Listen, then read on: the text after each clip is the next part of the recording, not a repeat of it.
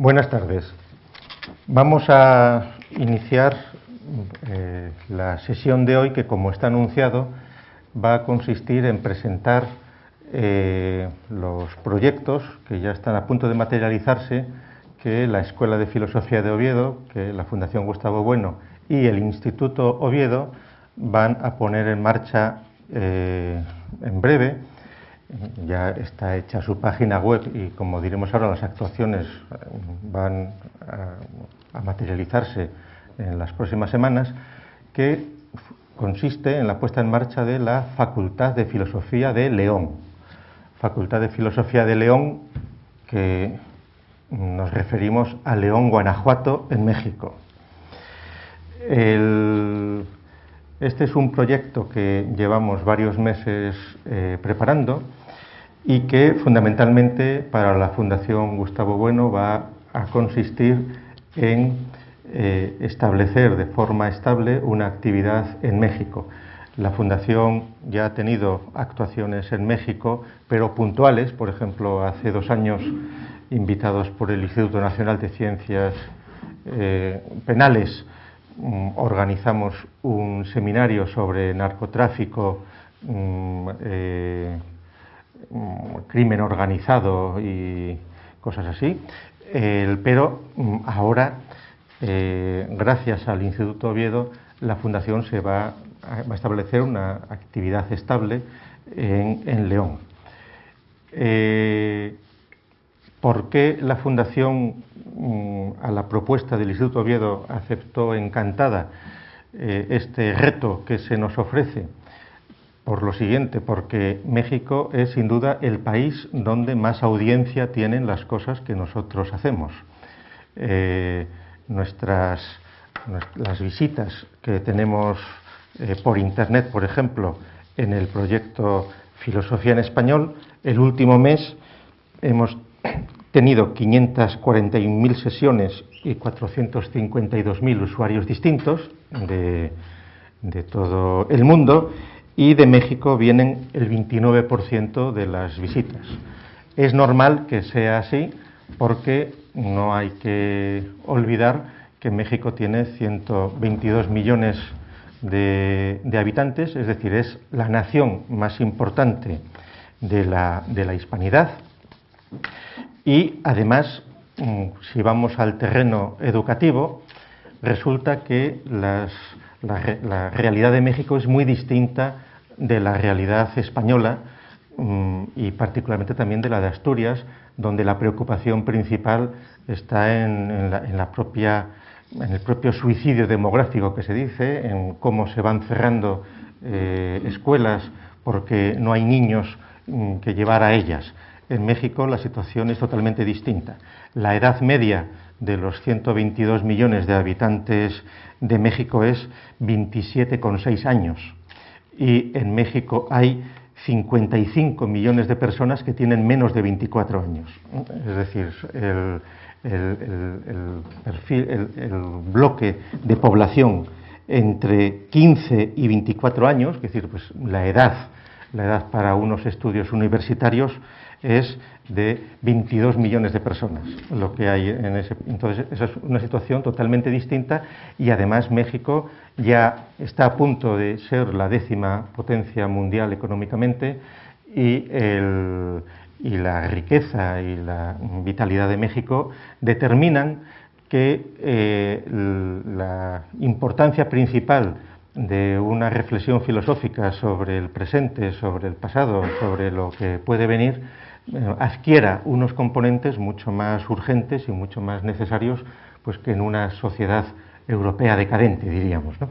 Bien, el Instituto Oviedo es una institución que lleva funcionando 13 años en León, Guanajuato, y que es un centro donde se cubre todo el ciclo escolar, desde la infancia hasta el bachillerato. Este año culmina su primera promoción, el bachillerato. Se cierra el ciclo del instituto y sus responsables han querido ofrecer una facultad de filosofía, entendiendo que en nuestro presente a un empresario, a un político, a un ciudadano normal le es mucho más importante contar con una formación universitaria filosófica que para poder situarse en cuáles son las líneas por las que se mueve la realidad, además de otro tipo de formaciones particulares que se pueden tener, pero la necesidad de una formación filosófica les ha parecido necesaria, urgente, y nosotros compartimos esa situación.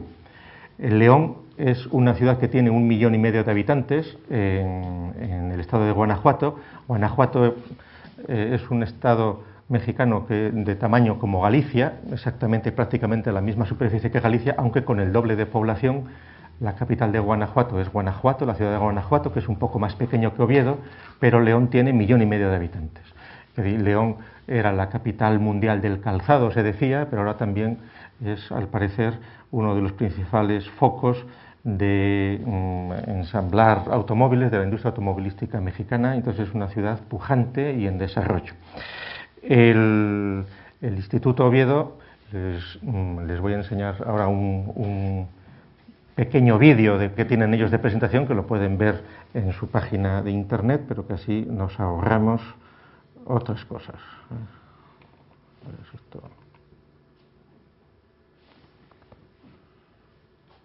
A ver, reproducir.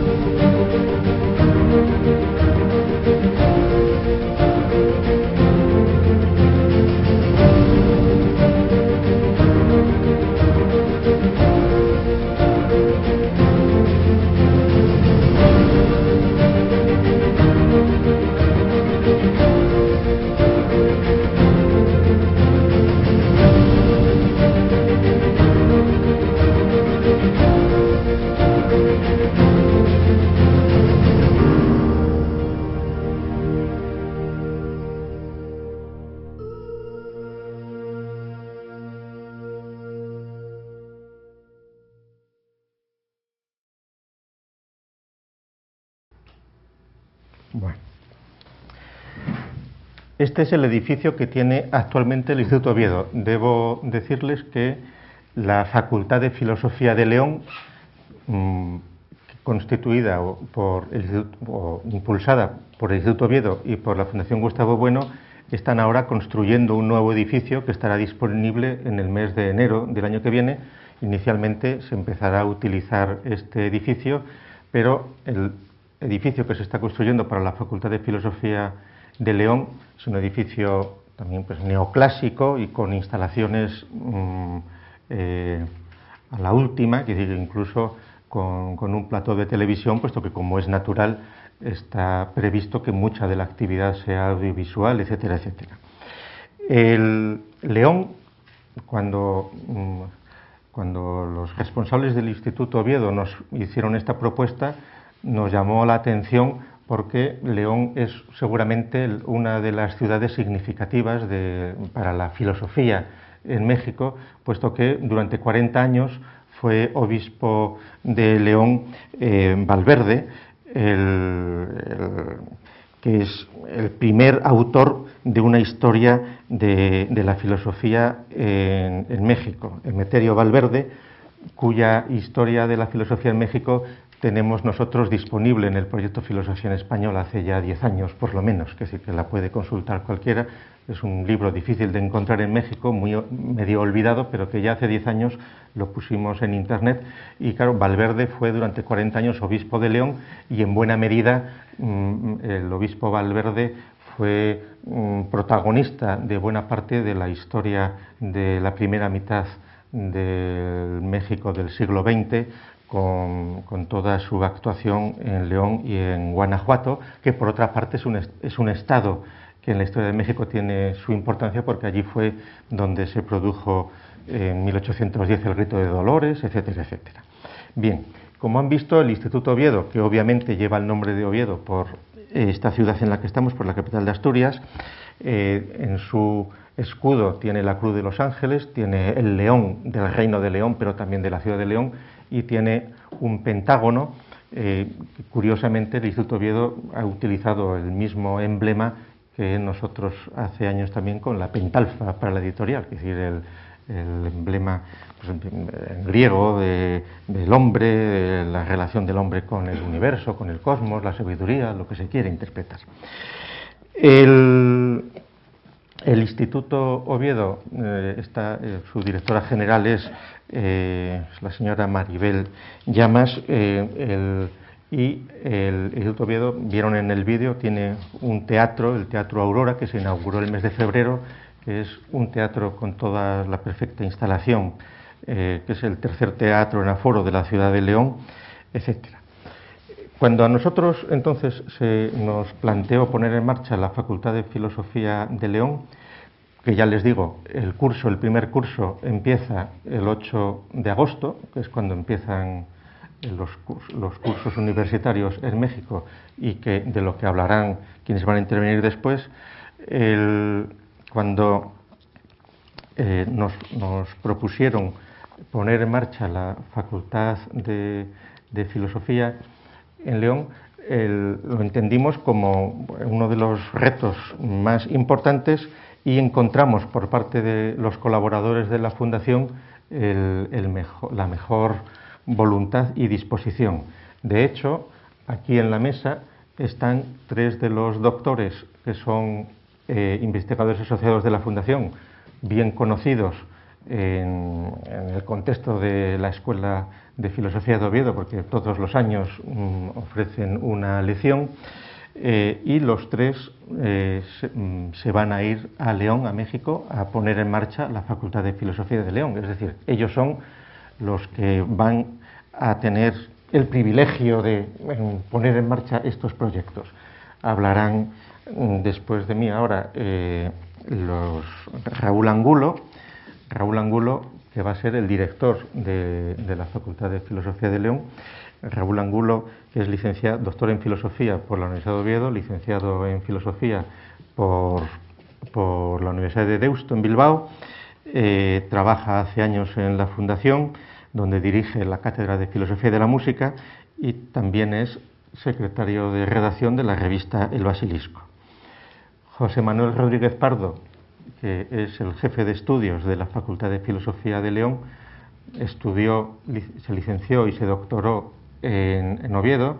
En estos momentos ahora es profesor en un instituto en Gijón, pero también a finales de julio se irán a León para establecerse allí.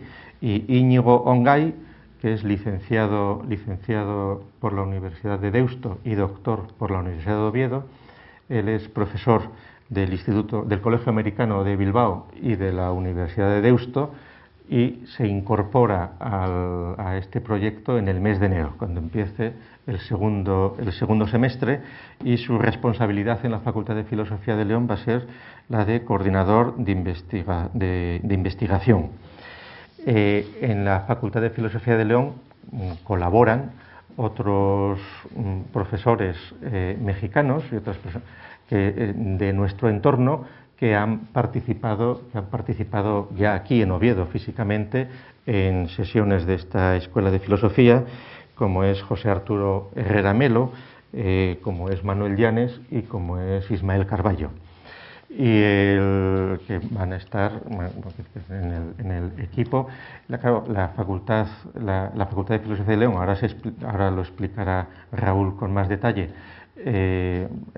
La primera actuación que pone en marcha es una licenciatura en Filosofía a lo largo de 8 semestres, 4 años, como aquí, reconocida como es natural por la Secretaría de Educación Pública, y tenemos previsto que el curso que viene, el curso 17-18, se ponga en marcha el primer curso de una licenciatura en filosofía no presencial.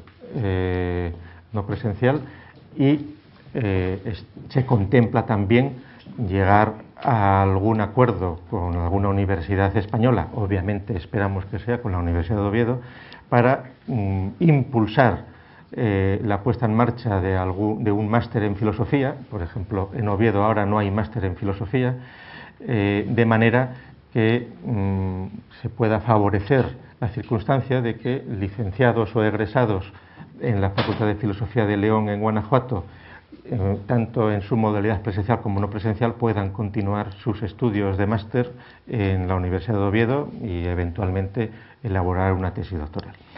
Entonces, van ahora a intervenir los tres profesores que van a poner físicamente en marcha la Facultad de Filosofía de León y cerrará, bueno, este acto. No quiero dejar de hablar sin agradecer a las dos personas del equipo técnico que están dando todos los pasos para poner en marcha esta facultad, que es por parte nuestra Daniel Guardiola, y por parte del Instituto Oviedo desde México Javier Puente, que por cierto también es asturiano. Y sin más, tiene la palabra Raúl Angulo. Buenas tardes. Soy yo, ¿no? Pues yo voy a ser el director de la Facultad de Filosofía de León. La Facultad de Filosofía, en principio, va a tener dos tipos de actividades. Unas actividades docentes, que tienen que ver con la licenciatura de Filosofía, que va a durar 4 años, dividido en 8 semestres y 6 asignaturas cada semestre. Y bueno, pues ya hablará José Manuel Rodríguez Pardo de la peculiaridad, ¿no?, de este plan de estudios. Y, como ha dicho Gustavo, va a tener el primer año, va a empezar presencial, y ya el segundo año se tiene voluntad de, aparte de las clases presenciales, pues también se dé la licenciatura en una modalidad no presencial. Pero también no nos queremos, digamos, cerrar a otro tipo de actividades, y de hecho lo queremos fomentar allá en México. Son otras actividades de investigación llevadas a cabo por nosotros y por la Fundación Gustavo Bueno, que tiene que ver con conferencias, seminarios, congresos, y en concreto queremos publicar allá unas revistas. La revista El Basilisco, que ya es una revista que se publica desde aquí por la Fundación desde hace muchos años, queremos empezar a publicarla en México, y luego una nueva revista que se va a titular Anuario de la Facultad de León, que va a recoger los trabajos tanto de los investigadores que estemos allá como de otros compañeros mexicanos, o incluso alumnos o en fin, gente invitada, que se publicará ya una nueva revista, ¿no?, digamos así. Y dentro de esas actividades de investigación destaca el Centro de Documentación de la Filosofía, que está en núcleo, pero se irá desarrollando en los próximos años.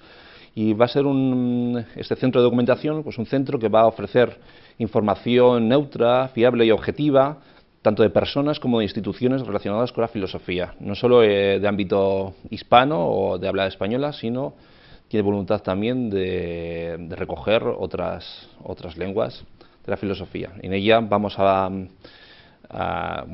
va a tener datos de filósofos, instituciones, docentes, asociaciones, congresos, revistas, editoriales, premios, documentos y libros. Esto es, va a ser un centro de documentación que va a tener, con la voluntad, ¿no?, de recoger todo lo que se haga de filosofía, sobre todo a partir de la segunda mitad del siglo XX en adelante.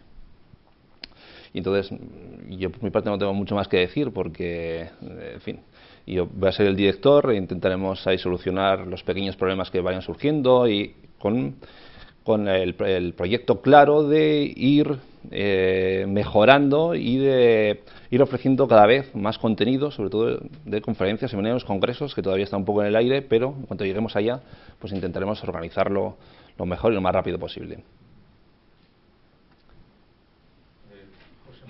José Manuel. Bueno, yo como jefe de estudios me toca continuar presentando pues este proyecto, que es un proyecto difícil de presentar porque es hacer una facultad partiendo de cero. Es decir, no tenemos una referencia previa sobre los estudios ni sobre el tipo de alumnos que encontraremos. Se supone que muchos de los que ahora terminan el ciclo en el Instituto Oviedo pues se apuntarán en esta facultad, pero en cualquier caso es algo por definir. Además estamos hablando de un proyecto que no puede ser uno más. Es decir, tenemos los medios y tenemos sobre todo el edificio filosófico, que es lo fundamental, el materialismo filosófico, que es el sistema filosófico más potente del presente. Por lo tanto, este tiene que ser un centro de gran potencia de análisis y del que saldrán, pues se supone que una serie de alumnos muy bien preparados. Al menos este es el objetivo. No hacer una facultad de filosofía más, sino hacer incluso pues, la mejor facultad de filosofía dentro del mundo hispánico. Porque, como bien ha dicho Gustavo, pues México es el centro de la hispanidad, por lo menos en número de hispanohablantes y en medios y en potencia ahora mismo. Claro está que, aunque el proyecto pues empieza de cero, como digo, sí tenemos ya una base bastante sólida. De hecho, pues es una base obligada, si no, no se podría ni siquiera iniciar, que es el plan de estudios, cuyo esqueleto pues debe mucho también a Daniel Guardiola, que está aquí presente, por lo menos en lo que es el reparto de carga lectiva y de créditos, lo cual además tiene mucho interés porque ya frente a lo que son los planes de estudio al uso de otras universidades y facultades, este es un plan de estudio donde todas las materias tienen el mismo peso, por lo menos en cuanto a número de horas. No existen tampoco asignaturas optativas, con lo cual se evita pues ese aspecto, o diríamos ese vicio que lleva al fracaso pues muchas de las enseñanzas y muchos de los ciclos a todos los niveles, que consiste en ofrecer muchas optativas, mucha diversificación, con lo cual el alumno se pierde. Y de hecho, pues el grueso de conocimientos básico, pues también. Es decir, eso cualquiera que se dedica a la docencia, pues a todos los niveles sabe que la cantidad de optativas que existen hoy y de Marías, como se les suele llamar a esas materias que tampoco sirven de mucho, pues provoca, como digo, el fracaso en la enseñanza. Entonces nosotros hemos optado por una fórmula mucho más contundente y que es mejor, que es que todas las materias, como digo, tienen el mismo peso, el mismo número de horas, el mismo número de créditos. Y además, como no podía ser de otra manera, estando donde estamos, pues el reparto del plan de estudios es sistemático y además parte pues de una base fundamental, que la filosofía pues no es un saber que se nutre de sí mismo, ni es una filosofía exenta, ni de profesores para profesores, sino que está enfocada precisamente al análisis del presente, nuestro presente más inmediato, diríamos. Y de hecho, pues dentro de lo que es el reparto de materias en los 8 semestres en los que se ha dividido el plan, pues por ejemplo, en lo que es el primer año, pues no hay historia de la filosofía. Tenemos pues una serie de cuestiones básicas de historia contemporánea, técnicas de documentación, oratoria, antropología filosófica, eso sí, y luego ya en un segundo semestre pues tenemos, diríamos, muchas filosofías centradas, como las llamamos nosotros. Es decir, el análisis de una idea filosófica. Filosofía de la ciencia, por ejemplo, filosofía de la cultura, filosofía de la religión, filosofía del Estado, etcétera. Y luego ya, según se va avanzando en los cursos, según este proyecto pues empieza a avanzar, una vez que ya pasemos el primer curso, vayamos al segundo, al tercero y sucesivos, entonces ahí sí, introduciremos historia de la filosofía, hasta en 6 asignaturas, ¿no? Pues una cuestión burocrática. Habrá filosofía de la democracia, filosofía del cine, también incluiremos ontología. Y al final, pues, en el último semestre tendremos ya un trabajo de final de carrera para los alumnos que hayan culminado el ciclo exitosamente. El plan de estudios, aunque en sus líneas básicas pues ya está definido, pues todavía necesita pulirse un poco más.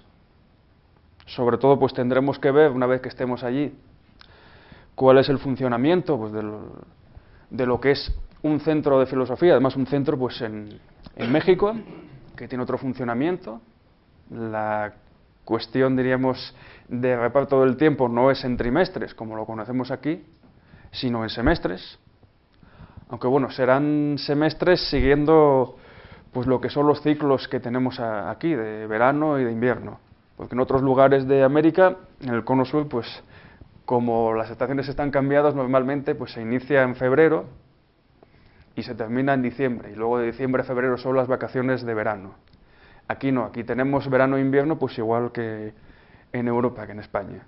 Entonces digamos que aunque son semestres, pues se aproxima un poco, digamos, el ciclo. Y yo por mi parte pues considero que no debo decir más. Estamos arrancando, tenemos que tomar contacto, ver cómo es la situación, y a partir de ahí pues empezaremos a trabajar, porque tendremos mucho trabajo, porque ya digo que esto empieza de cero y esperemos pues llegar a lo más alto. Pues Íñigo Ongay. Pues muy bien, no, yo como quiera que ya han hablado mis predecesores, y como quiera también que mi puesto así un poco in pectore es el de coordinador de investigación, pues acaso me ha tocado aquí en esta mesa la tarea, cual quizás es un poco más difícil, porque esto de la investigación, claro, en general has dicho así, pues eso no se entiende nada. Con esto quiero decir que es una idea, que la idea de investigación es una idea lisológica y que, vamos, que si tuviéramos que hacer caso aquí de las coordenadas de Aristóteles, análoga, no es una idea unívoca. Y entonces, realmente, claro, lo que sí es cierto es que, como ha dicho Raúl, el señor director de la Facultad de León, de Filosofía de León, pues con toda razón, por supuesto, porque además es mi jefe, ¿verdad?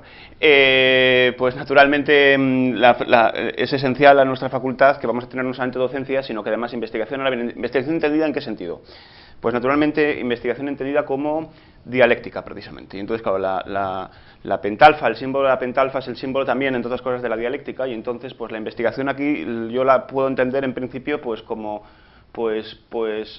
como ejercicio mismo de la dialéctica en el sentido de la filosofía platónica, y entonces en ese sentido preciso sí que se puede decir efectivamente que la investigación es esencial. Quiero decir con esto, la dialéctica es esencial a cualquier facultad de filosofía, como lo fue, por ejemplo, pues in nucem la Academia de Platón.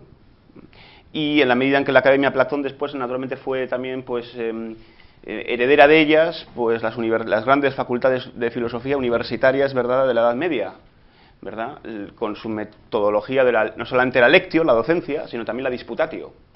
Y entonces, pues en ese sentido, la investigación en la Facultad de Filosofía del León va a pivotar sobre dos grandes, como si dijésemos, dos grandes bases, ¿verdad? Uno, pues naturalmente ya lo ha mencionado Raúl Angulo, la revista de filosofía propia de la facultad, que va a tener la forma de un anuario, que se va a nutrir principalmente de tres tipos posibles de contenidos. En primer lugar, muy fundamentalmente, las propias actividades y los resultados de esas actividades que realice la facultad a lo largo del año, en el sentido pues de conferencias, de congresos, de jornadas, que desde muy pronto esperamos poder llevar a efecto, ¿verdad? En segundo lugar, va a ser este anuario una revista naturalmente abierta, ¿verdad?, a la misma multiplicidad de artículos y de contenidos y materiales que nos puedan trasladar pues los compañeros del gremio filosófico, por así decirlo, mexicano, en el sentido, ya digo, más amplio posible. Y en tercer lugar también vamos a tratar tenemos esta ambición al menos, de involucrar a los alumnos en la redacción de notas y de reseñas y de múltiples cosas, ¿verdad?, etcétera. Y esta revista va a tener asimismo pues dos versiones, una en digital y otra en papel, una en digital y otra en vegetal, ¿verdad?, como suele decir Gustavo Bueno Sánchez, porque creemos que además así es necesario hacerlo, ciertamente, ¿verdad? Esta sería la primera base, el primer gran fundamento sobre el que va a pivotar, como digo, las actividades investigadoras de la Facultad de León en Guanajuato. Pero es que luego, en segundo lugar, como también ha reseñado ya Raúl, la revista El Basilisco, que es una revista pues vinculada a nuestro grupo desde siempre, va a trasladarse a la ciudad de Guanajuato, de León en Guanajuato, ¿verdad?, en México, y va a ser publicada y editada allí. Con lo cual esto quiere decir que, en principio, pues claro, los 40 años de la revista El Basilisco, que se cumplen, si no me falla la memoria, en el 2018, los va a cumplir ya como revista de León, México. Y no solamente es esto, ¿verdad?, sino que no solamente esta revista, ¿verdad?, y como revista especializada en el materialismo filosófico, no solamente el anuario, ¿verdad?, como revista de la facultad, sino que también tenemos la voluntad pero la voluntad efectiva, vamos a decir, lo que vamos a llevarlo a práctico, ¿verdad? La voluntad y la potencia de iniciar también una línea de publicación de libros, etcétera. Bueno, pues en principio también esto es todo por mi parte. Muchas gracias. Bueno, antes de dar la palabra a Bueno, en nombre de la Fundación, yo quiero alegrarme de que vosotros tres vayáis a ir a abrir esta Facultad de Filosofía en León, y también la Escuela de Filosofía de Oviedo va a tener 3 huecos habituales, salvo que logremos traeros en fechas puntuales o aprovechar para que vuestras intervenciones no se pierdan, que sí, porque los 3 profesores que van a ir para León intervenían todos los años en la Escuela de Filosofía de Oviedo. Hay que ver cómo cuadramos los calendarios para que se pueda articular. Pero, vamos. La videoconferencia. Bueno, hombre, ya, pero lo presencial es lo presencial. Bien, pues nada. Bueno, pues yo después de escuchar esta información, parece que lo que tengo que hablar es de la razón por la cual un instituto, una institución mexicana nos invita a hacernos cargo prácticamente de la filosofía de México. Esto es una cosa que puede parecer extraña y que merece, yo creo, analizarla un poco.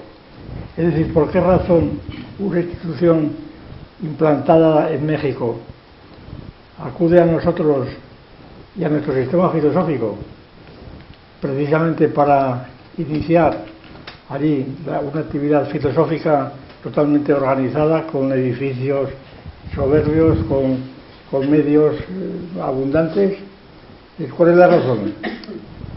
Pues yo creo que las razones son múltiples, las generales y las particulares. Voy a hablar yo en general de las más universales.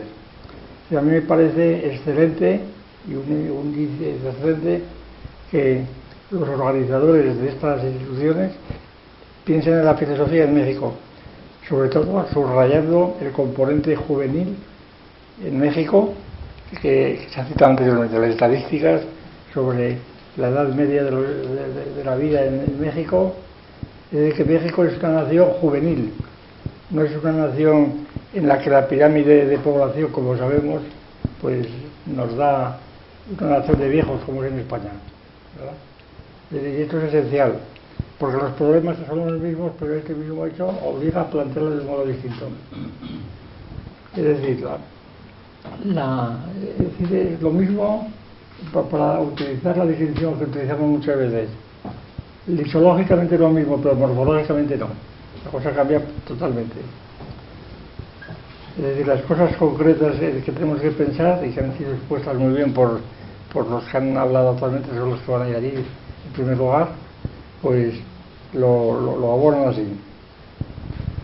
Yo creo que una de las cosas que me parece importante subrayar al principio es que en una nación como la nuestra, envejecida, con muchos años de experiencia atrás, que es el gran valor que tenemos por otra parte, pues de profesores de biblioteca de experiencia milenaria, la situación es la siguiente, que aquí pues todo el mundo es filósofo, o se cree tal, y no hay razones en contra para que esto no sea así. Aquí en España, como bien sabido, la influencia de la Iglesia Católica ha sido decisiva. Y lo digo en sentido positivo, lo digo precisamente en sentido positivo. ¿Por qué? Porque todo el mundo, hoy día en España, todos los que están en esa fase, en ese nivel de la población, los viejos, en una palabra, todos ellos han tenido un contacto directo o indirecto, pero muy próximo, incluso aunque sea polémico, con la Iglesia Católica. Es decir, todos giran en torno a la Iglesia Católica. Y la Iglesia Católica ha sido históricamente, y esto es indiscutible, por mucho que hablen los krausistas y otra tanta gente, ¿verdad? La Iglesia Católica ha sido la que transmitió la filosofía clásica griega a Europa.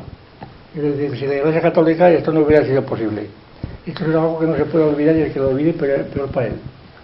Es decir, incluso, repito, los más extremistas polémicos contra la Iglesia Católica, con todos los tópicos de la ignorancia, del atraso, del carácter reaccionario, todo esto es música celestial, porque de hecho, donde estaban las grandes bibliotecas, las grandes universidades de toda Europa y de España, por supuesto, eran universidades de la Iglesia y influidas directamente, y directamente digo de un modo polémico. Eso es para lo mismo, y esto no se puede negar. Esto yo lo digo como un hecho evidente.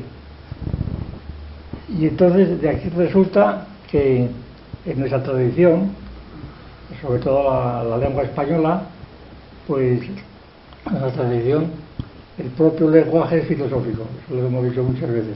Esto no se puede olvidar, yo creo. El hecho de hablar en español obliga a utilizar ideas filosóficas. Yo lo digo subrayar. De manera que no es, las ideas filosóficas en español son las del lenguaje ordinario, las del lenguaje el lenguaje paladino, el palatino, es decir, el lenguaje con el que el pueblo habla a su vecino. Es decir, las palabras tan vulgares como pueda ser sustancia, como pueda ser causa, como pueda ser, yo que sé, persona, como pueda ser nada, como puede ser categoría. Estas palabras las utilizamos en algo de corriente. Otra cosa es cómo las interpretemos. Sustancia, ya sabemos, muchas veces hemos recordado cómo, según el diagnóstico que hacía el padre Isla, pues me resulta que, hablando de Fray Jerónimo de Campazos, que solamente entendió por sustancia el caldo de gallina, ¿verdad? Pero sin embargo en el caldo de gallina está la sustancia incorporada. Eso es lo que tampoco se puede olvidar. Hombre, el caldo de gallina, pues ¿qué es el caldo de gallina? Pues es una sustancia y además es lo fundamental. De manera que entonces ahí tenemos un ejemplo ya límite de palabra incorporada al lenguaje cotidiano, pero que sin embargo son ideas fundamentales filosóficas. Es imposible entender las sustancias sin tener en cuenta el caldo de gallina, por decirlo de otra manera. Y el que se ríe con el Fray Gerundio, pues se debe reír del mismo, porque es que la idea entonces tiene que tener el caldo de gallina, como Aristóteles ponía como ejemplo de sustancia, pues el sol, el caballo de Alejandro y Bucéfalo y el propio Alejandro. Es decir, que sin estas referencias la idea de transcendencia desaparece y se convierte en una abstracción completamente metafísica, donde la sustancia es el ser in se y cosas de ese tipo que ya no dicen nada, que han perdido todo contacto con la realidad. Dicho de otro modo, que el aristotelismo, concretamente, e incluso el platonismo, por razones que no es oportuno aquí recordar, aunque porque está en la mente de todos, tienen unos componentes materialistas de primer orden, materialistas en ese sentido. Y que para entender las cosas hay que empezar por señalar a qué cosas nos referimos y las tocamos, y por tanto que no debemos desviarnos como cosas inadecuadas, repito lo del caldo de gallina. Por tanto, en España, el lenguaje español, por influencia sobre todo de la Escuela de Traductores de Toledo, que estuvo por gran parte influida, por supuesto, por la Iglesia Católica. Concretamente hay una palabra que muchas veces hemos hablado de ella, que se considera característica de la época moderna, actual, concretamente del existencialismo, de Heidegger, por sobre todo, la nada, que no es el no ser, la nada. La nada es una palabra española, típicamente española, porque la nada viene de res nata, de cosa nacida. Una cosa nacida es la criatura, y la criatura es una nada porque su permanencia en el ser consiste en que Dios la sostenga en el ser. Si Dios no la sostiene en el ser, se aniquilaría inmediatamente. Por tanto, la nada del no ser divino es la criatura. Es decir, los seres, según la tradición cristiana, se dividen en dos partes, y aristotélica en cierto modo también. Por una parte Dios y por otra parte el mundo corpóreo. Y el mundo corpóreo pues implica, pues está compuesto a la nada, y esa nada es la nada, el res nata, la cosa nacida. Bien. Digo entonces que, y esta palabra que se puso de moda pues por la Iglesia Católica en España recientemente. Hay una novela que puede servir de punto de referencia, y recuerdo cuando recibió el premio Nadal, la primera mujer que recibía el premio Nadal. ¿Cómo tituló esta novela? Pues Nada. Tuvo un éxito extraordinario y todavía siguen celebrando el aniversario, etc. ¿Por qué razón Carmen Laforet escribió una novela llamada Nada? Pues, entre otras cosas, porque ella había estudiado en la facultad, en donde de algún modo había escuchado hablar de Heidegger. No creo que hubiera leído una palabra de Heidegger, pero es lo mismo. O quizá alguna, pero le habían contado algo, y le habían contado efectivamente, según las averiguaciones que hice yo en tiempo. Y ella sabía que la nada era una palabra de impacto. Y entonces se dice por dónde esta palabra nada está ligada con la Iglesia Católica y con la creación, claro, y con el existencialismo. De manera que entonces las influencias son tan intrincadas y tan revueltas que es muy difícil establecer cortes dicotómicos. Bien, pues entonces lo que quiero subrayar es lo siguiente, que en España todos somos filósofos, ¿no? Que no lo queramos, absolutamente todos. Somos todos los filósofos, y quizá por esto, pues muchos dicen que la filosofía debe desaparecer. Eso es una cosa, ¿para qué sirve la filosofía? Es muy vulgar, corriente. ¿Para qué sirve la filosofía? ¿Para qué sirve? Para el que la tiene ya, ¿no? Ahora, el que tiene esa filosofía y el que se considera filósofo en España actualmente, y sobre todo el que se considera no ya filósofo, sino que se llama así, que recurre al nombre para designar su pensamiento, porque sí, el pensamiento no se lo quita nadie, ¿verdad? La gente piensa, yo pienso, y entonces tiene su pensamiento, sobre todo en democracia, y lo que dicen en democracia, yo soy libre de pensar y eso no me lo puede quitar nadie. No ya pensar, sino expresar lo pensado. Pues entonces este pensamiento que cada cual se atribuye, resulta que suele estar en España, digo, en la forma más degradada que pueda imaginarse. La degradación no vamos a estudiar aquí, pero la degradación supone un descenso de otros niveles de abstracción distintos que procede de donde procede. Yo recuerdo, bueno, estos días hemos estado hablando, por su actualidad, de un personaje que está hoy día en boca de todos. Hoy día me refiero en los terrenos del fútbol, en las competiciones del fútbol, el llamado Cholo Simeone. El Cholo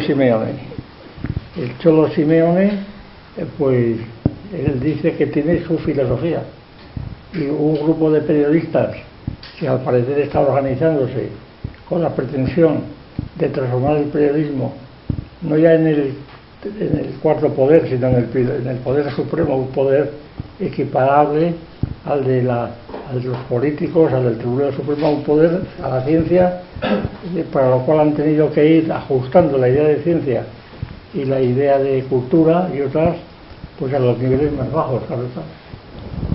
Pues el Cholo Simeone, pues él dice que el otro día lo oí, lo hemos oído todos, y el otro día estoy oyendo cuál es la filosofía del Cholo Simeone.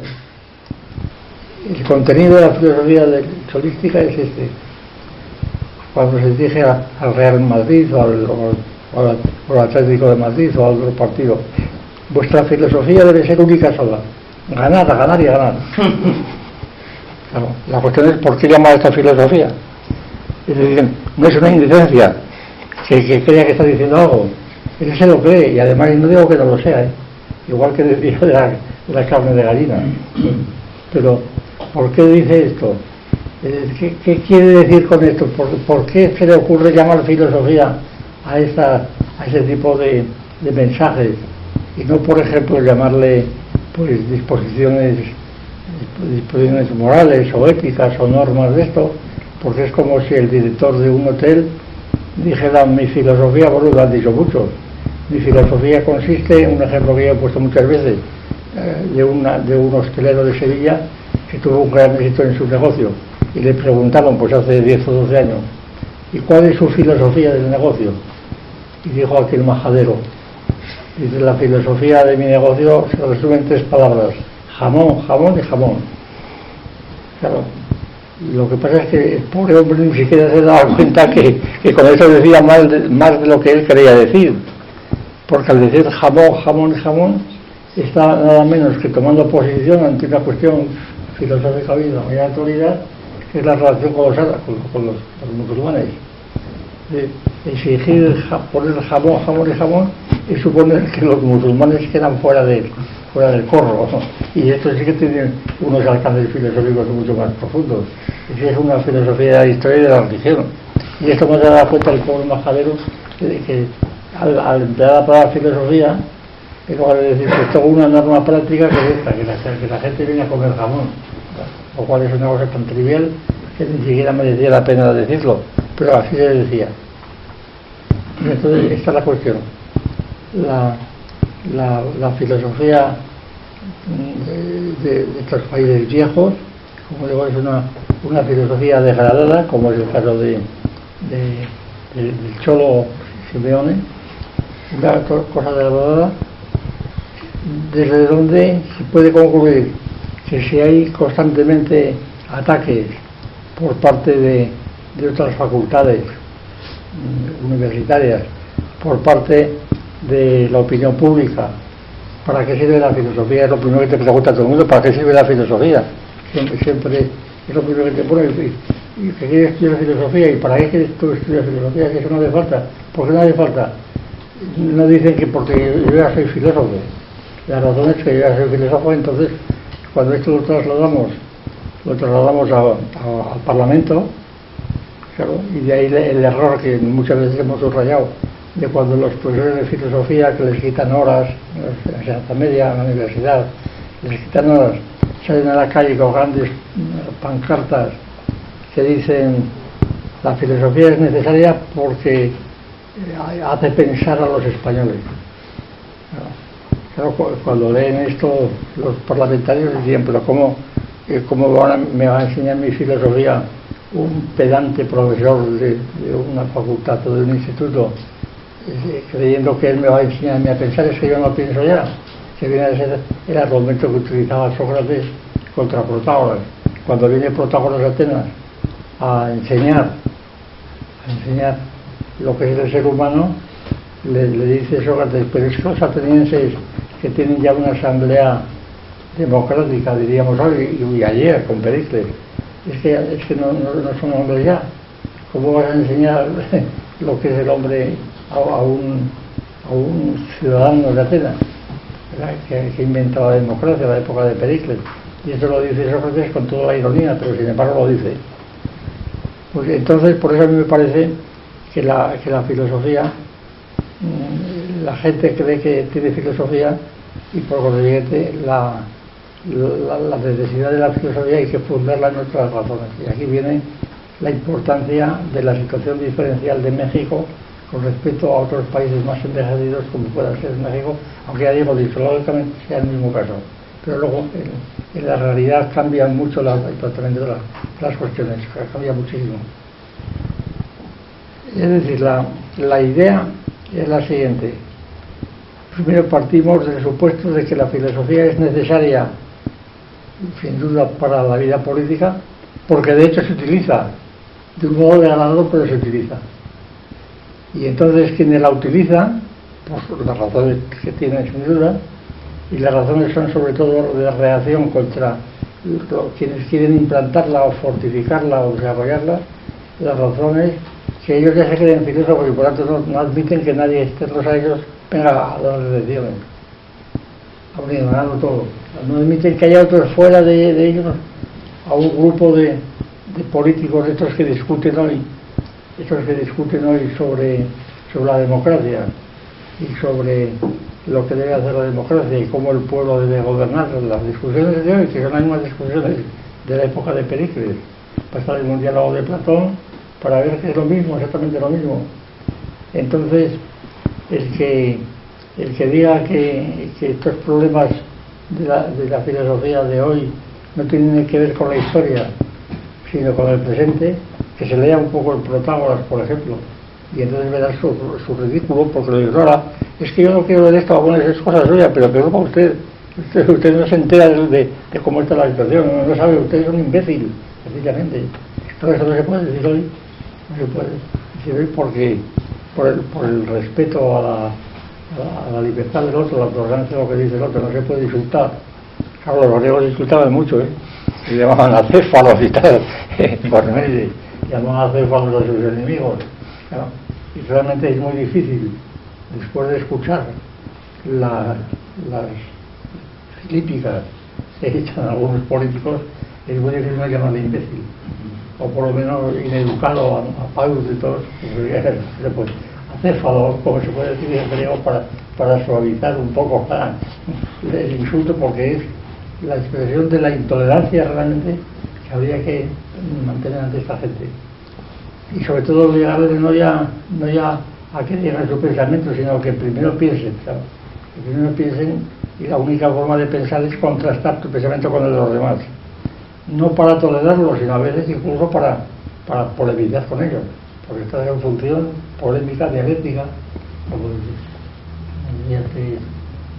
y yo, pues está en función de ellos enteramente. Y claro, en la actualidad en España lo vemos, cuando se habla de la democracia hoy día en España y la libertad, claro, están utilizando ideas filosóficas, la libertad, pero ¿qué es eso de la libertad? Pues sí, la libertad, resulta que la libertad es estar libre de lo que me imponen los demás, y la libertad está restringida a unas relaciones de competencia con otro parecido a mí de mi profesión, oficio, edad, condiciones, etcétera, y entonces estar libre de lo que dice él, con lo cual se supone que la libertad es una facultad metafísica absoluta que procede de la propia voluntad y que cada individuo es libre. Claro, todo eso son metafísicas puras. Desde que yo soy libre, que tengo libertad de elección dónde y cuándo, eso hay que analizarlo.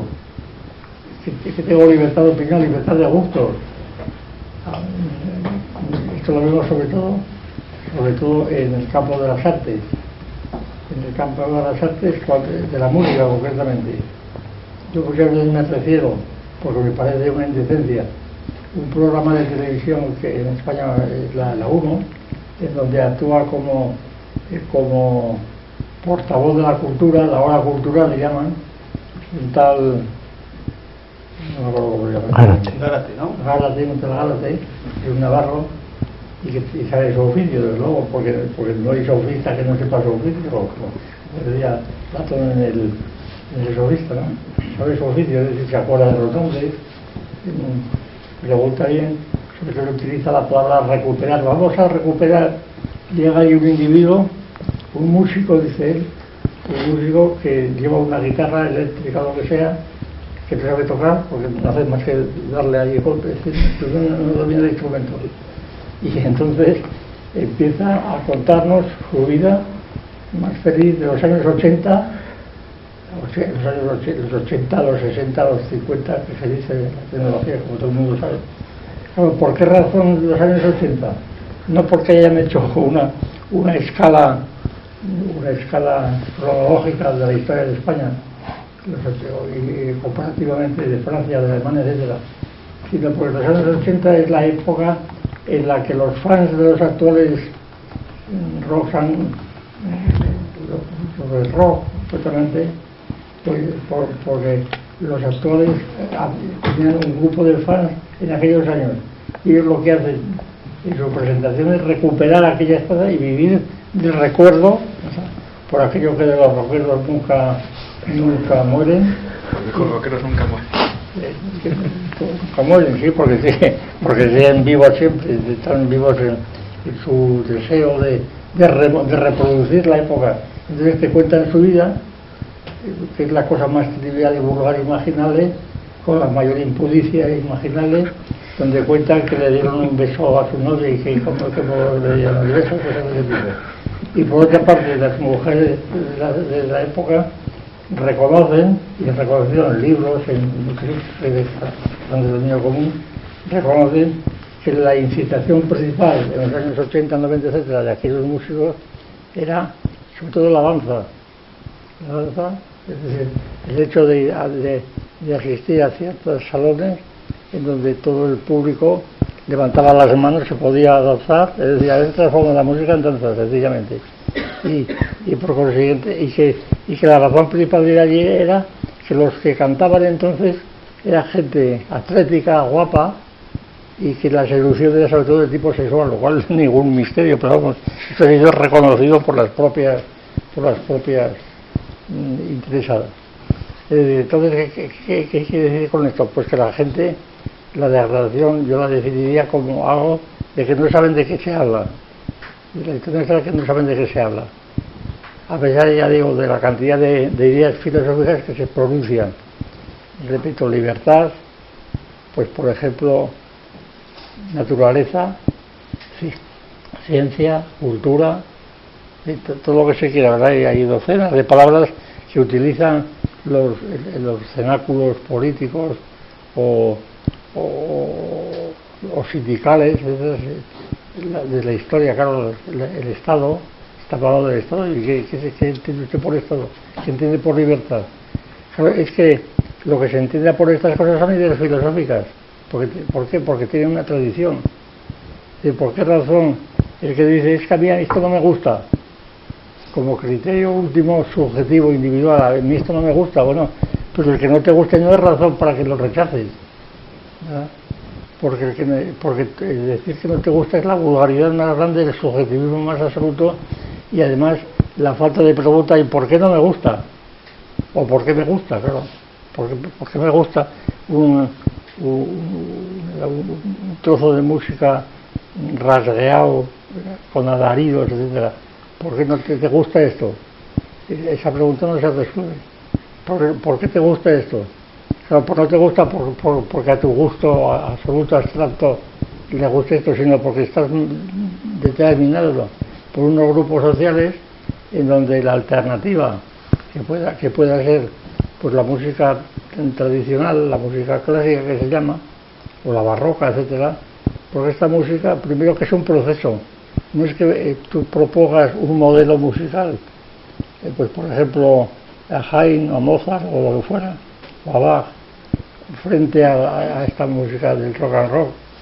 No es esto, es que la música tradicional es un proceso lentísimo en donde cada instrumento, cada rasgo, etcétera, está en función de los antecedentes, y solamente en este continuo, y por ende está discriminando puntualmente, además con mucha más finura de lo que parece, distinguiendo una viola de un violín, de lo que fuera, ¿verdad? Entonces, y luego formas musicales diferentes, la gente está distinguiendo esto, y es esto lo que se propone como un canon. Por consiguiente, que lo que a mí me gusta actualmente en el arte, pues tiene que estar en principio integrado de algún modo en esta evolución. Debe ser muy tomar esta evolución, no que pongas una obra como contenido objetivo que sirve de canon a esta otra, es la propia evolución, y esto es lo que se pierde completamente. Entonces las razones por las que te gusta o no te gusta esto no son musicales, son, como digo, eróticas, y del erotismo más obsceno que puede imaginarse. A veces increíble la ingenuidad del individuo, del artista, de los que presenta este señor Gálate, en donde la ingenuidad consiste en decir, vamos a recuperar tu canción, y entonces recupera la canción que cantaba en los 80 un fulano que está ahí con una guitarra que no sabe tocar, y entonces recuerda que en aquellos años 80 pues cómo tenía un grupo de fans que luego, pues, con lo cual, con las cuales lo pasaba muy bien, y luego las abandona y ya la vuelven a las mismas para recordar. Porque estos son asuntos privados suyos. Es una cosa totalmente ingenua. Y esto no tiene ninguna razón. Y si haya una cadena de televisión en España donde un señor dedique 1 hora a recuperar, como dice, estas cosas, es realmente indecente, ¿no? Es indecente. Porque además no es música, lo que tocan es sobre todo imágenes de danza. Bien, pues entonces la razón principal que a mí me parece en que se puede apoyar o justificar o explicar el interés de los organizadores de esta nueva Facultad de Filosofía en Guanajuato la filosofía es esta, que la filosofía es necesaria como lo es otras muchas cosas, pero es necesaria no porque sea algo externo, sino como un desarrollo o análisis de lo que ya se posee. No te vamos a enseñar cosas distintas, no, sobre la base de lo que tú conoces y tú llamas filosofía. El que no la llamo soy yo, eres tú quien la llama filosofía, ¿sabes? La filosofía chólica, ¿no? Entonces esa filosofía chólica es la que tienes que profundizar. ¿Y qué entiendes por eso? ¿Y por qué no la llamas de otra manera? Claro, ¿por qué no la llamas? Es como, repito otra vez, es como si el dueño de un negocio dice que el fin de su negocio consiste precisamente en esto, en conseguir el mayor éxito posible, pero eso no es una razón filosófica, es una razón práctica, totalmente necesaria, legítima, todo lo que se quiera, ¿no? Pero eso no le llamas filosofía, llamarle de otra manera. ¿Y por qué no llamarle de otra manera? Es la cuestión. Por ignorancia absoluta. Y esto cuando hay una población de jóvenes, como pasa en México, predominantemente juvenil, es mucho mayor, porque nosotros ya tenemos un Estado milenario y una Iglesia milenaria, y conservamos todavía muchas ideas degradadas, pero se conservan. Y en una nación joven, de jóvenes, la necesidad de introducir estas ideas de todo modo son imprescindibles para la propia convivencia ordinaria y para el nivel de convivencia que vayamos a experimentar. Es decir, cuestiones, ya digo, como el Estado, la libertad, la Iglesia, la historia. Cuando se habla de historia, no es que esto es el capitalismo, claro, el capitalismo, ¿y esto qué es? El capitalismo no es que todo eso se explica por el capitalismo, pero el capitalismo es una idea filosófica marxista, es una filosofía, y una filosofía que prometió mucho, pues en la época de la Primera Guerra Mundial y la Segunda Guerra Mundial, cuando realmente se consolidó, pero que realmente, a mi juicio, pues ha acabado por lo que ha acabado, en unas broncas tremendas entre trotskistas, socialistas, socialdemócratas, socialfascistas, comunistas, anarquistas, etc. Y por fin la disolución de la Unión Soviética, que ha sido el hecho más importante de nuestro presente. La Unión Soviética se ha derrumbado, y al derrumbarse la Unión Soviética, pues las ideas marxistas, incluso en las vulgatas conocidas, pues han quedado totalmente anticuadas, inservibles. ¿Por qué? Porque no es el capitalismo el que dirija todo, porque el capitalismo es un modo de utilizar otros conceptos que son los que mueven las sociedades políticas, que no tienen que ver con el dinero, con el capital. Es una cosa que Marx simplificó por razones políticas y prácticas cuando estaba organizando, pues, el manifiesto comunista, ¿verdad? Pero la razón no es el capitalismo. El capitalismo es una forma práctica de utilizar los otros mecanismos que de siempre han funcionado, como puedan ser el instinto de dominación, como pueda ser ideales religiosos o morales, que parecen metafísicos, pero que sin ellos no funciona el capital. Los capitalistas son los que tenían los medios realmente para el progreso. ¿Qué es el progreso? Es una de las ideas también filosóficas, que hay alguna mayor. Los políticos hoy día y los jueces, etcétera, se dividen en jueces progresistas y jueces conservadores. Esta es una distinción normal en todo periodista, ¿verdad?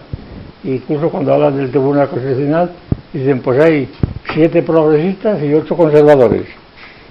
Claro, progresistas es la izquierda y conservadores es la derecha. Claro, con semejantes conceptos no se puede funcionar, no se puede dar más de 2 pasos, porque la idea de los conservadores y progresistas, la idea de progreso es una idea filosófica. ¿Pero qué es eso del progreso? Progreso con respecto a qué? Progreso metafísico, es que el mundo va dirigido al progreso, la teoría de Spencer, es que el mundo progresa, o la teoría de la socialdemocracia. Las democracias van siempre, es el principio gradualista, pues van siempre a lo mejor, cada época es mejor que la otra, y las técnicas y la ciencia y todo lo demás progresan adecuadamente, como se dice ahora en la enseñanza media, ¿no? Progresa adecuadamente. Bueno, y se repite más esta frase que otra, que también es para llamar la atención. Yo estos días la he oído en estas discusiones en España políticas, he oído más de una vez responder, ¿y cómo van ustedes? Progresamos adecuadamente. Esto lo dicen con cierta ironía, refiriéndose a la enseñanza media de sus viejos tiempos, pero sin embargo están presos en la idea de progreso, o sea, estamos progresando.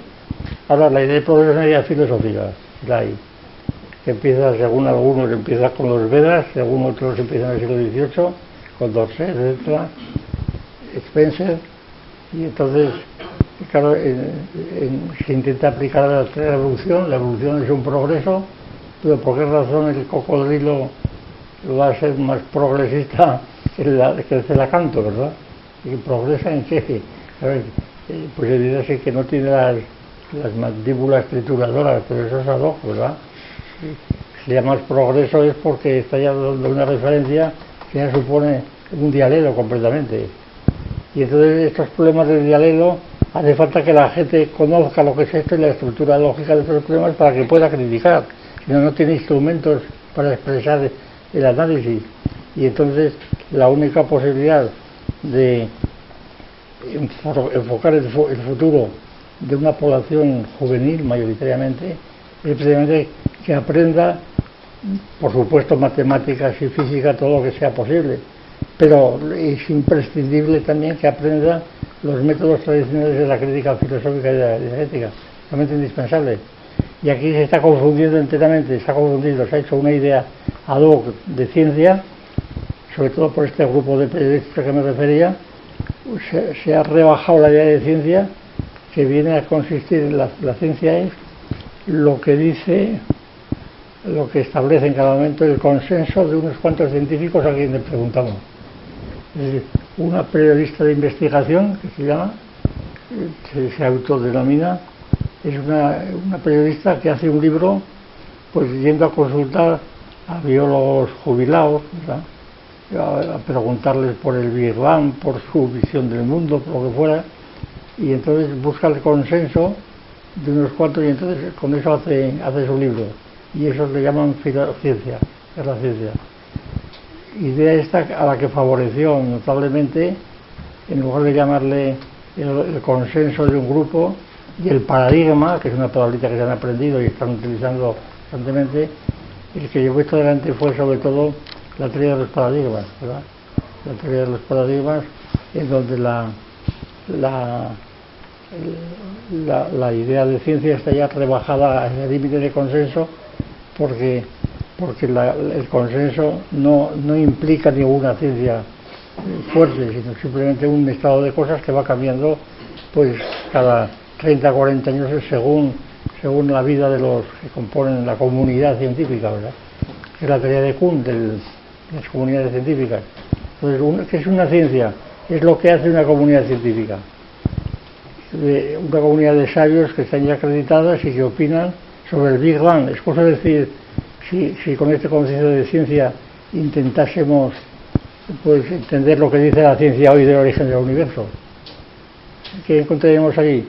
Pues encontraríamos a individuos tan extravagantes como pueda serlo el Hawking, famoso, o el Vilenkin, la infinidad de los mundos, que son dos orates completamente, en mi juicio son dos enfermos que tienen verdaderos delirios. El delirio de Vilenkin ya lo conocemos, la gran explosión, que tiene una forma de repetición de mundos, de forma que en cada momento está reproduciendo otro mundo igual al nuestro y este otro, y entonces en cada momento lo que hacemos nosotros está produciendo de otros infinitos mundos que están rodeándonos a nosotros, así hasta el infinito. Claro, semejante delirio, a mi juicio, no puede figurar como una conclusión científica, sino algo así se considera. ¿Por qué? Pues porque ha habido varios físicos que han apoyado las tesis de Vilenkin, como yo recuerdo perfectamente, todavía en los años 60. En los años 60, la doctrina así estándar de los físicos, de los cosmólogos, era la de estado estacionario y la de la creación continua de materia, es decir, las teorías de Vilenkin, de las teorías de Ryle, Boyle, etcétera, sí, Ryle, etcétera. Bueno, era lo que todas las obras venían expuestas estas teorías, es lo que se explicaba en clase cuando te lo pedían, etcétera. Y paulatinamente en pocos años fue cambiando y todo el mundo se olvidó ya de la creación continua de materia, de Hoyle, etcétera. Se olvidó de eso. Yo recuerdo que había un profesor aquí de química que tenía una farmacia además y que me decía: yo no sé qué explicar, porque ahora resulta que todo lo que yo explico ha cambiado, ya los átomos no son lo que eran, entonces yo no sé lo que explica. Voy a dedicarme a la farmacia. Digo, pues muy bien, dedícate a lo que quieras. Y esto cambió. Los que somos un poco viejos hemos visto cómo la ciencia suprema en los años 60, 61, 62 desapareció. Digamos, una ciencia militante, en donde las conferencias que se daban por parte de estos del estado estacionario eran constantes, las intervenciones en televisión, en todos lados, libros, por todos lados. Como esto fue cayendo y sustituido por la teoría actual del Big Bang. Y en un momento dado, a raíz sobre todo de los descubrimientos de la expansión del universo. Y entonces todo esto cambió en 4 o 5 años. Y esto, los que somos un poco viejos, lo hemos vivido. Entonces, ¿cómo se puede decir que la ciencia es el consenso? Si ese consenso va cambiando cada 15 o 20 años. Y en ese sentido, pues la idea de filosofía es esencial, porque de lo que se habla aquí es de filosofía. Es decir, cuando un premio Nobel de Química jubilado recibe una invitación de una gran editorial internacional diciendo: queremos un libro suyo donde nos exponga la visión que un químico tiene del mundo. ¿Sabe? El premio Nobel se ve satisfecho y escribe un libro sobre la visión del mundo de un químico. Pero el químico no tiene ninguna visión del mundo como tal químico.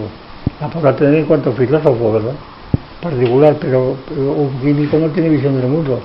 Un químico tiene visión de los elementos, de la tabla de Mendeleev y lo que fuera, pero no del mundo. Y lo mismo pasa con el biólogo. El biólogo tendrá la visión del mundo de un biólogo. El biólogo no tiene por qué entender, porque tiene una visión de los extraterrestres, de la exobiología, etcétera, a pesar de que han conseguido una nueva disciplina llamada exobiología esté por ahí funcionando, y tenía titulares y gente que estudia el origen de la vida. En Marte no, porque no pueden, pero sí en Almadén, ¿verdad? Porque dice que se parece mucho a la vida de Marte. Después de decir que argumentos, bueno, la cosa, yo estuve en Almadén hace unos años hablando con esto y era una cosa bastante que me daba vergüenza ajena, ¿verdad? Es como daban por supuesto que aquellas eran las condiciones de la vida, y por eso llaman exobiólogos, dando por supuesto, con lo cual repetían la idea de que estaba ya todo dicho, y que pedían la idea de la teología tradicional como ciencia de Dios, cuyo primer tema era la demostración del objeto. Tenían que demostrar primero que había vida. Es decir, la idea de ciencia que se tiene no es ciencia, es otra cosa distinta. Es consenso de los consideradores científicos, premios Nobel, por ejemplo, como criterio, o otras cosas parecidas, y eso no es ciencia. Y por tanto, el que entiende por ciencia eso está completamente perdido, a mi juicio, porque eso es la filosofía, precisamente. Pues nada más, yo felicito a los mexicanos por esa decisión y esa visión clara de la necesidad de la filosofía para poder conseguir que los jóvenes de hoy puedan tener una idea más claras y distintas, o más oscuras y confusas, ¿verdad? Pero puedan analizar de algún modo las ideas que si no podrían ni siquiera enfrentarse con ellas.